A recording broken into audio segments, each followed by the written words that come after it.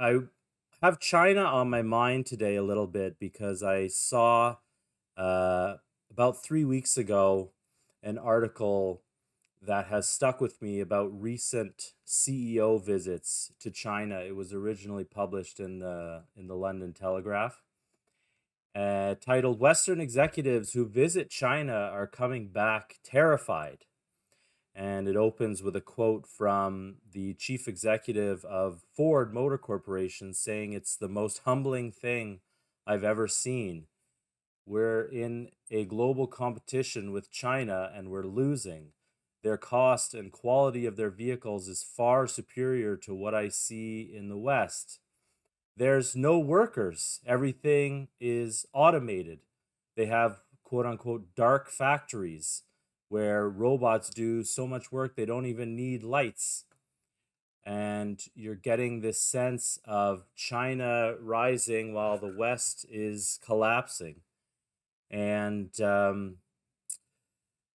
we're seeing massive investments in industrialization in China where last year China added almost 300,000 robots to their industrial base compared to just 34,000 in the United States. China now has um, order of magnitude more robots than any other Western country, including Germany, the US, and overall, they have 567 robots for every 10,000 manufacturing workers compared to the second highest 449 in Germany and only 104 for the United Kingdom.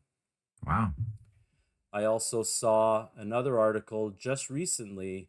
China is now introducing the world's largest cargo ship for shipping goods powered by a thorium reactor. Mm, So, what are your thoughts mm. on China rising, the West collapsing? What's driving it, and what can we in the West who don't want to see our society collapse but would like to see us peacefully coexist and enter into a win-win solution with or win-win coexistence with China?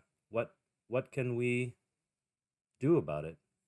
Yeah, those are some incredibly important statistics that you just brought up from those articles, and I think there is a serious slap of reality that is causing a lot of these CEOs to quickly reshift their focus from the delusion that they've been living under for so long, based upon certain mythologies about what they were told China was and what the Chinese civilization is, based upon certain prejudices that had been baked in to the Western sort of mainstream narratives. The way we're taught about world civilizations is very limited, very bigoted, based on certain uh, examples of China having been at different times, um, either abused, dominated by foreign powers under things like the Opium Wars, or at the other times just behaving in a more monolithic manner, kind of like we're often treated to the idea that the Chinese are sort of like the Borg. They don't think for themselves. They just move as a hive, like a beehive. There's this idea that they don't have individuality in China. It's kind of like, I think a lot of these presumptions have resulted in a lot of hubris amongst those in the West that would choose to see themselves as the ubermensch of the world, destined to control the levers of power, productivity, and ultimately every aspect of the human condition. And we've gotten into a place where that hubris has, I think, made us skip steps and forget the things we used to know as basic wisdom, which is that you need energy, you need physical industry, you need to improve upon those things if you're going to be able to be viable as a civilization. We've allowed a lot of those things to be exported, increasingly with the idea that the doers of the world, who would do the dirty work in factories that would produce, would have to always remain our slaves, basically earning just enough to not die, but not enough to actually have a good standard of living. And that was the, I think, idea that Henry Kissinger and those who he represented around the Club of Rome and Trilateral Commission of the 60s, 70s had envisioned for what they wanted China to be. We would be the consumer society, they would be the doer worker society, they would stay poor, we would have wealth, and there would be this balance of power by the middlemen who don't represent any of those particular civilizations or nations, those supranational entities that Kissinger, David Rockefeller, and others represented above the nation state that would then be able to control the banking, control the behavior of of finance, predatory finance, and essentially, have it move towards an orientation towards one world government, supranational government, basically feudalism. In China, they overlook the fact that China actually has something much more powerful within its culture, within its deep civilization. It's a very old civilization, and it is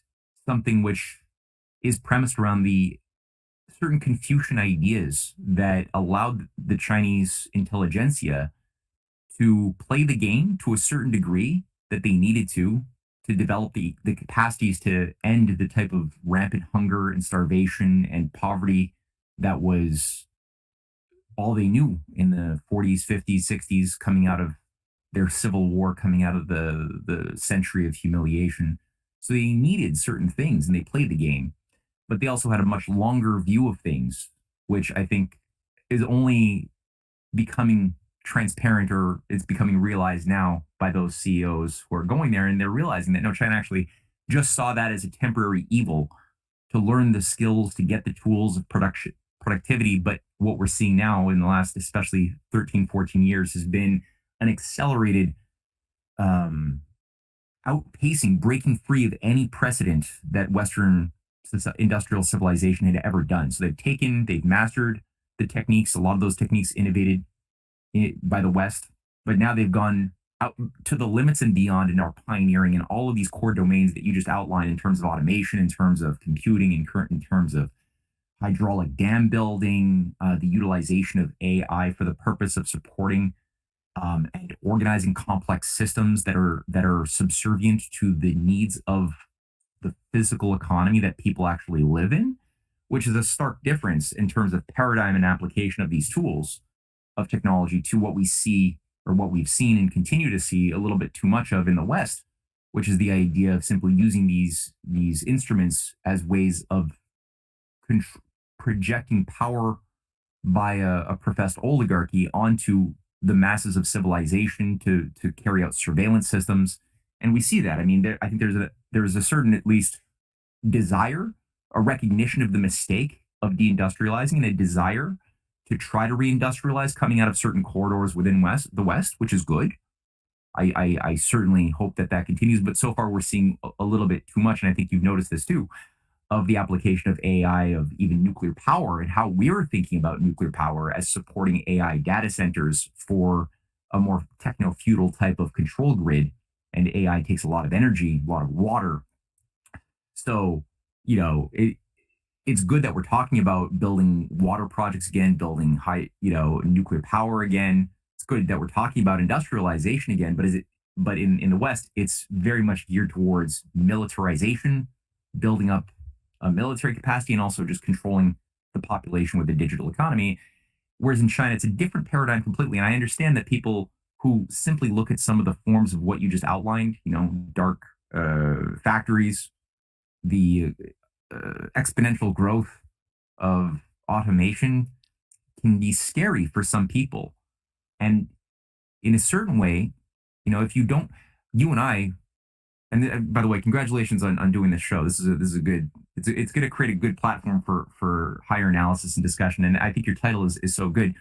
Overcoming oligarchy is really the key, because if you don't have an idea of cultural excellence and a moral culture that enhances both the appreciation for the welfare of the whole society, but also of the individual within that society at the same time, if you don't have that, then all of these applications of advanced technologies can be and would be very easily directed towards enslavement and tyranny. That's true.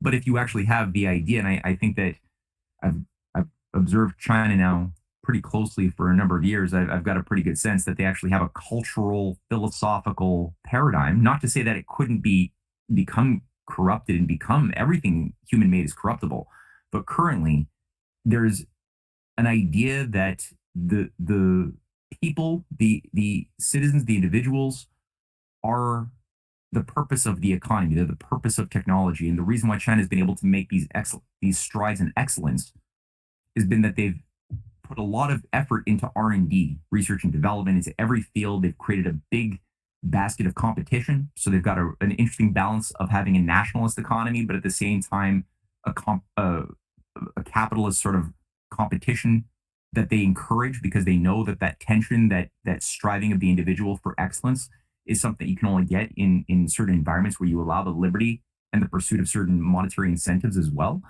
So that's been able to create miraculous leaps in the domains of magnetic levitation, in rail technology, quantum computing. I'm not really too sure at this point what even quantum computing is. Honestly, I thought I knew it, but at this point I'm thinking that might be a bit more of a pipe dream than I thought. But in terms of AI and other things, it's quite remarkable, and it should be. I think it's healthy that it's scaring Western CEOs, but at the same, because they should be scared. They just created a situation over decades of turning our viable economy into a giant time bomb, and so they should be defusing the time bomb and looking at, well, what works? What's an economy look like that today is not a time bomb and is viable, and learn from that and work with that instead of seeing it as a threat that needs to perhaps be destroyed, as some Boltonites and old school neocons out there are thinking is the way to go. Fantastic points, Matt. Where to begin on that? I mean,